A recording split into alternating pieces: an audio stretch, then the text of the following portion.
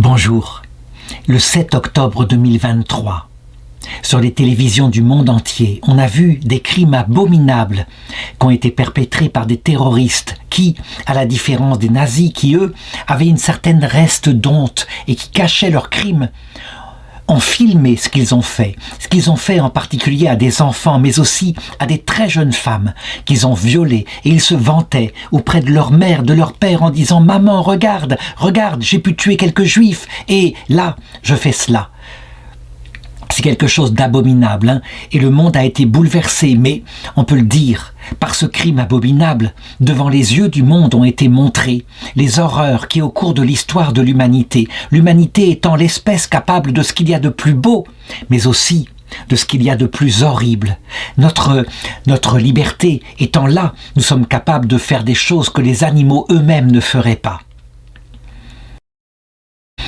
Souvent, devant de telles horreurs, et qu'on se souvienne par exemple la photo de cette jeune fille qui a été célèbre dans le monde entier parce qu'elle n'a pas survécu, elle a subi une de ces horreurs et son corps a été traîné dans la ville de Gaza.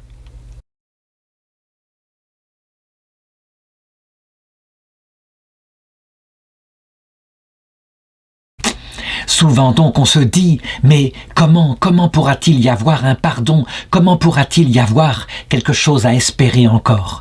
Je répondrai que, avec le martyre de Sainte Dévote, une vierge qui fut persécutée de cette façon-là, à l'époque où l'Empire romain se comportait de manière barbare, en 304 après Jésus-Christ, à l'époque de l'empereur Dioclétien, eh bien, elle est comme le symbole probablement unique, rare, un symbole de toutes les autres victimes dont on ne se souvient même pas les noms, qui ont été complètement oubliés sur la terre.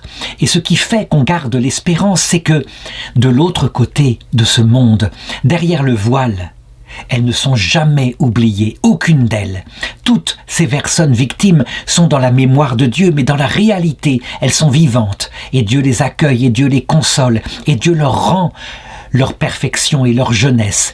Et quand elles ont donné leur vie, quelquefois pour le Seigneur, ou simplement quand elles ont subi ainsi injustement un martyre pour des raisons qui ne dépendent pas de leur volonté, eh bien, le Seigneur les récompense. La vie éternelle existe. Donc, je voudrais raconter le martyre de cette petite sainte, cette dévote, dont on n'a que très peu de renseignements.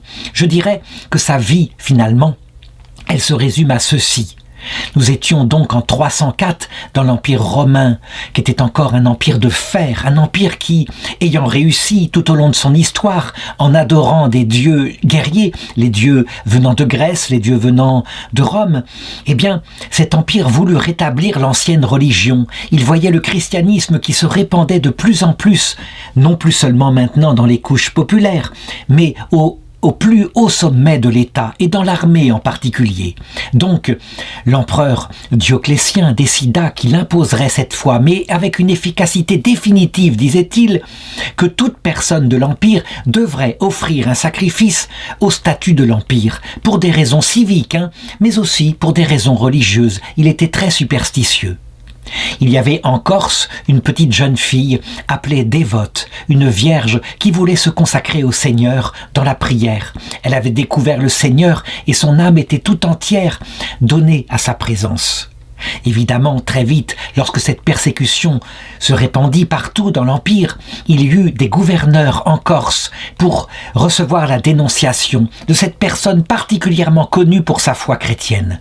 Et donc elle fut arrêtée, comme de juste. On voulut la forcer à offrir quelques grains d'encens devant une statue de Mars. Et bien sûr, elle s'y refusa. Elle protesta de sa foi en disant « Nous, chrétiens, nous ne faisons rien de mal ». Elle fut donc, comme d'habitude, emprisonnée d'abord, afin de pouvoir réfléchir avec une torture morale, l'idée que le lendemain on lui ferait subir toutes sortes de sévices. Le lendemain, elle fut présentée de nouveau devant le juge. Elle refusa une fois de plus, elle fut torturée, elle fut exécutée. Or, nous savons qu'à cette période-là, Eh bien, la plus grande crainte qu'avaient les gouverneurs romains, c'était que le corps des victimes ainsi reçoive une tombe chrétienne, parce qu'ils savaient bien, les chrétiens venaient en masse autour des tombes chrétiennes pour demander à la personne qui avait été si héroïque, surtout quand c'était une petite jeune fille, peut-être 17 ou 18 ans, eh bien, d'intercéder pour eux, là-haut, auprès du ciel. Certains diront, il ne faisait que suivre les anciennes coutumes, il y avait des temples partout dédiés aux idoles, et les gens venaient auprès des idoles pour demander des grâces de la même façon, et quelquefois on trouve d'anciens temples romains où il y a des ex-voto, par exemple une béquille parce qu'on a été guéri. Et donc, certains chrétiens ont dit plus tard que c'était une contamination du paganisme. Les chrétiens des premiers temps n'y croyaient pas du tout. Ils pensaient véritablement que les morts et les saints étaient présents auprès de Dieu. Ils le savaient parce que Jésus l'avait promis lui-même pour un pauvre homme qui était crucifié à sa droite et il lui avait dit « Aujourd'hui, avec moi, tu seras dans le paradis ». Et donc les gens instinctivement savaient que ces personnes qui étaient avec Dieu, il leur suffisait de demander à Dieu quelques grâces. Et évidemment, Dieu qui ne pouvait rien leur refuser, leur accordait sur la terre. Il faut savoir que nous avons des témoignages, des actes de martyrs qui montrent que dès 203 avant Jésus-Christ, donc un siècle avant, les chrétiens croyaient la même chose. C'est le témoignage, par exemple, de Sainte Perpétue, qui obtint du Seigneur, alors qu'elle était encore sur terre, avant d'être exécutée dans un cirque du côté de Carthage. Elle obtint du Seigneur, parce qu'elle vit en rêve son petit frère qui était au purgatoire, elle obtient du Seigneur qu'il en soit délivré aussitôt, et elle le vit la nuit même. Il était délivré, il était dans la joie. Donc, quelques chrétiens, là, réussirent subrepticement, la nuit, de s'approcher du corps de sainte dévote et de le récupérer. Est-ce qu'ils pouvaient l'enterrer dans un lieu secret, pour plus tard, peut-être que lorsque la paix reviendrait, eh bien pouvoir prier auprès de son tombeau? Ils trouvèrent une solution. Ils décidèrent de lui donner une sépulture en mer, c'est-à-dire de la mettre dans une barque, ce corps ainsi supplicié, et de la lancer, je dirais, au sort de l'océan, que le Seigneur fasse ce qu'il voulait de son corps. Et c'est vrai, finalement, il y avait là quelque chose de très beau, remettre le corps des saints, eh bien, au Seigneur qui fait souffler les vents, qui peut arrêter les tempêtes. Et c'est là que l'histoire de ce qui se passa après la mort de Sainte Dévote commence. Une histoire qui probablement, sur certains points, est gonflée, mais sur d'autres points, sans doute pas. On raconte, parce que forcément il n'y avait personne dans cette barque, donc le récit, eh bien, il est sans doute sorti de l'imagination, mais il n'est pas si faux que cela. On raconte que, alors que la barque partait ainsi, emportée par le vent au large, il se leva soudain une tempête. Et le vent, au lieu de l'attirer peut-être vers le sud, donc vers les côtes de l'Empire romain d'Orient, où il y avait beaucoup de chrétiens, le vent souffla vers le nord et attira la barque plutôt du côté de la Gaule, où il y avait aussi des communautés chrétiennes. On raconte aussi que c'était providentiel, que Sainte Dévote, qui était bien morte, eh bien son âme était là. Et son âme avait reçu de Dieu déjà la vision béatifique. Elle était donc présente dans la barque sous la forme d'une colombe. Une colombe, qu'on se souvienne, c'est quelque chose qui évidemment n'est pas matériellement ce qu'est l'âme humaine, mais cependant, souvent Dieu, pour manifester que l'âme survit après la mort, révèle l'âme des saints comme une colombe. Qu'on se souvienne par exemple l'histoire de Sainte Jeanne d'Arc, au moment où elle fut brûlée, vif à Rouen. Il y eut un soldat anglais qui s'était promis qu'il allait rajouter un fagot pour ajouter au supplice de cette espèce de sorcière qui avait provoqué la défaite des Anglais. Il le fit. Et revenant, il était tout pâle, il était tout défait, et il pleurait et il disait « Nous sommes perdus, nous avons brûlé une sainte. » Et les gens demandaient « Qu'est-ce qu'il y a? Qu'est-ce que tu as vu ?» Eh bien, au moment où j'ai mis mon fagot, j'ai vu qu'il sortait de sa bouche son âme sous forme d'une colombe et qui montait vers le ciel. Nous sommes perdus, nous avons brûlé une sainte. Donc, la légende de Sainte Dévote raconte que de sa bouche sortit une colombe, et la barque fut dirigée ainsi, et vers le nord, et elle s'échoua auprès de ce qui allait plus tard devenir le rocher de Monaco.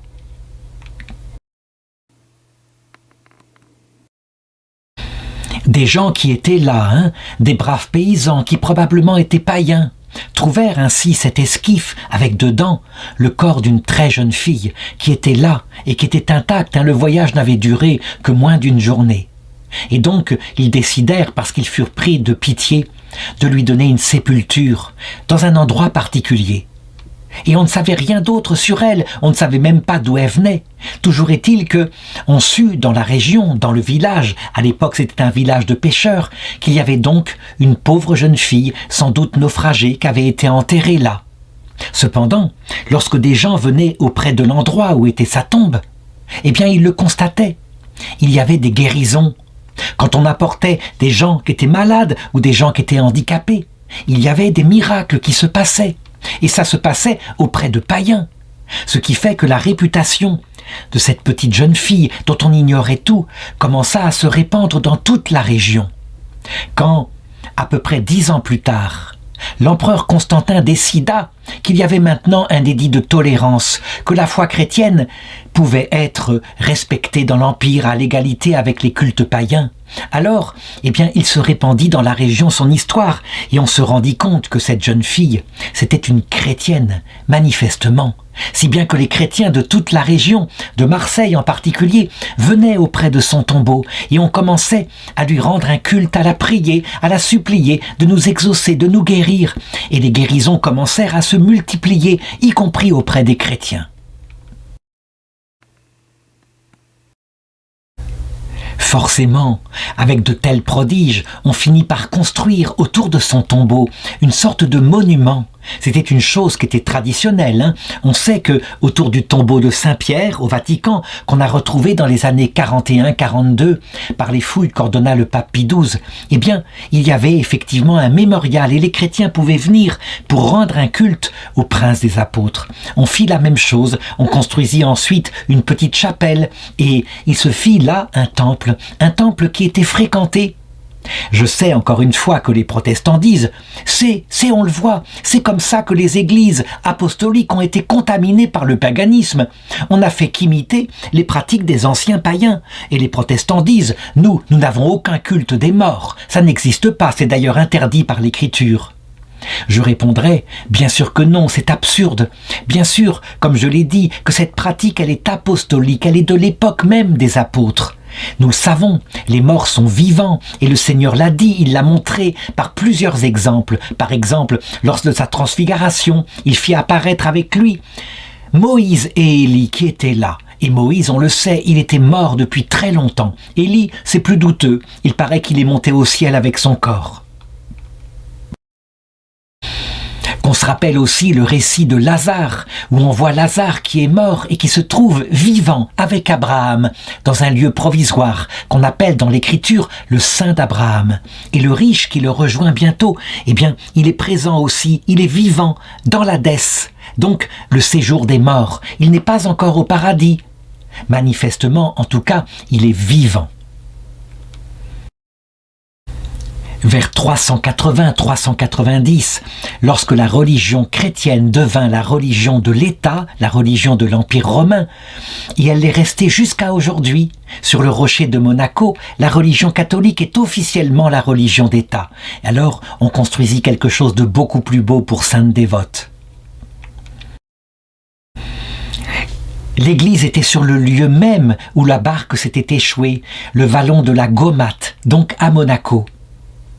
Évidemment, la célébrité de cette jeune fille se répandit dans tout l'Empire et, à un moment donné, lorsque l'Empire fut vraiment évangélisé, peut-être au 8e, 9e siècle, eh bien, le culte des reliques devint de plus en plus fort. Je veux dire par là que, instinctivement, les chrétiens de cette époque-là pensaient que, en ayant quelque chose qui avait appartenu à un saint, un petit morceau de vêtement, encore mieux, si c'était possible, peut-être un morceau de son corps qui, plus tard, ressusciterait pour monter dans la gloire, eh bien, on s'approchait comme cela sensiblement de leur âme qui était auprès du Seigneur et qui intercédait pour nous. Et voici donc qu'un jour, des hommes s'introduisirent dans la chapelle où était le tombeau de sainte dévote et essayèrent de s'emparer de son corps en se disant « Nous allons l'emmener dans notre pays et là, nous pourrons construire une chapelle et des gens viendront en pèlerinage et ce sera formidable pour notre région. Il y aura beaucoup de revenus. » C'est ça qu'ils pensaient. Fort heureusement, au milieu de la nuit, un pêcheur qui était là, qui s'était levé très tôt, repéra le remue-ménage et donc il dénonça la chose qui était en train de se faire et donc des groupes de pêcheurs se précipitèrent vers le voleur, ils l'arrêtèrent, ils récupérèrent les reliques et ensuite la barque du voleur fut brûlée comme un holocauste à la mer, on peut le dire, brûlée et les reliques remises pieusement dans le tombeau. Dans le village de Monaco, évidemment, on avait un culte de plus en plus fort pour Sainte Dévote, qui avait toujours été protectrice. Et quand à un moment donné, le seigneur du lieu, en fit une sorte de principauté, voilà qu'il eut à vivre lui-même quelque chose dont il témoigna plus tard, au point que les princes de Monaco ont véritablement eux-mêmes une grande dévotion pour Sainte Dévote. Ça se passait au XVIe siècle. À cette époque-là, et la principauté de Monaco n'était pas autonome, mais elle dépendait soit de la ville de Gênes, soit de la ville de Pise. Et voilà qu'un conflit entre ces deux villes italiennes qui étaient autonomes entra, une guerre terrible pour savoir à qui appartiendraient les terres et les revenus qu'allaient avec.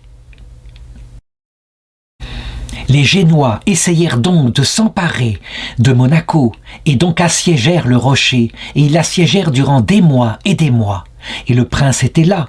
Et puis il raconta un peu plus tard que, alors qu'il dormait, il avait eu une apparition de Sainte Dévote elle-même sous forme d'une jeune fille qui était très belle. Et elle était là, souriante, et elle l'avait assuré de la victoire finale et aussi de sa protection. Et effectivement, le 15 mars 1507, les Génois abandonnèrent le siège et le rocher de Monaco resta indépendant, ou plutôt dépendant de la ville de Pise. Vraiment, on peut le dire, à partir de là, il y eut un amour indéfectible entre Sainte Dévote, patronne de Monaco, patronne aussi de la Corse, d'où elle venait, et puis les habitants de cette région. Plusieurs fois, on signala sa protection au XVIIe siècle, par exemple, lors d'une peste particulièrement forte, et puis 10 ans plus tard, lorsque les Espagnols essayèrent de s'emparer du rocher, encore une fois par une protection de la Sainte. Ce qui fait que, maintenant, on peut le dire, et depuis 1924, sous le règne du prince Louis II de Monaco, il y a une coutume qui a été installée. Chaque année, le 26 janvier, le soir de la fête de Sainte Dévote, le soir du jour, plutôt où la barque aborda ce rivage, on a l'habitude, pour se souvenir de cette histoire, de brûler une barque comme cela, dans la nuit, une sorte de feu de la Saint-Jean.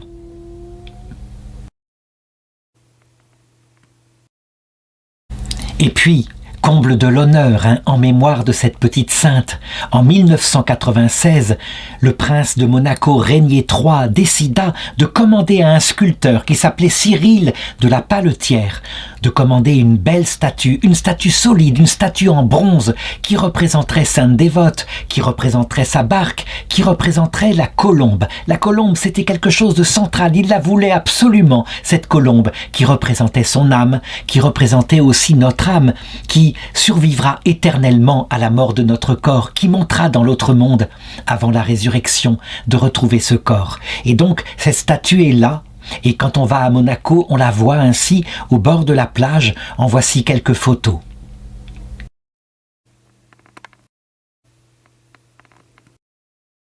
Et ce qui est bien, c'est que ce sculpteur n'a pas voulu faire dans l'art moderne, non, il a représenté son visage, un beau visage féminin, comme on peut l'imaginer. Mais évidemment, elle est beaucoup plus belle que ça. C'est son âme qui a donné sa vie pour le Seigneur fidèlement, sans méchanceté, sans provocation, simplement comme ça. Et qui est montée tout droit au ciel ensuite, parce que, ayant été brisée par de telles persécutions, elle n'avait rien à apprendre au purgatoire de l'autre côté de cette vie.